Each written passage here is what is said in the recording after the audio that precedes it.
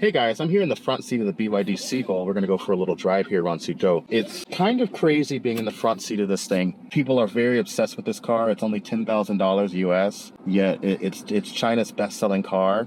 And having driven it around Suzhou for about an hour now, I absolutely understand why. It may not be very big. You know, China kind of doesn't necessarily go towards small cars, but it does not feel cheap and it does not feel basic. There are so many things in here that I'm just obsessed with. It rides nice, it handles nice for what it is, and it's actually very sophisticated for being such a cheap car.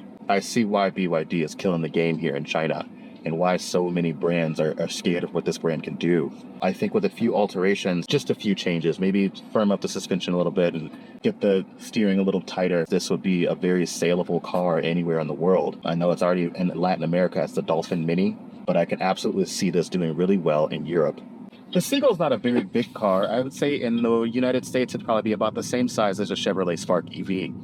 Matter of fact, a lot of this car feels very similar to the Spark EV. 0 to 60 isn't fast. It's only got about 75 horsepower, so 60 miles an hour comes in about 13 seconds. But that's adequate for China. And arguably, I think that's adequate for most European markets too. It's quick where it counts. I'd say 0 to maybe about 40 miles an hour in city traffic. It's really quick and on the boil. When it comes to freeway speeds, it does struggle a little bit, but that could easily be fixed with a larger motor. I know in certain markets there is, I think, a 90 horsepower motor. I think that would fix most of this car's power problems. Personally, I think it's enough.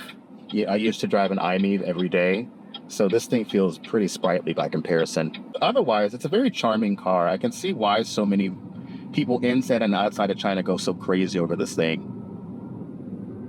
I think if it was sold in the United States, I think it would find a small but loyal market of people who want a small runabout but don't necessarily want to spend a whole lot of money.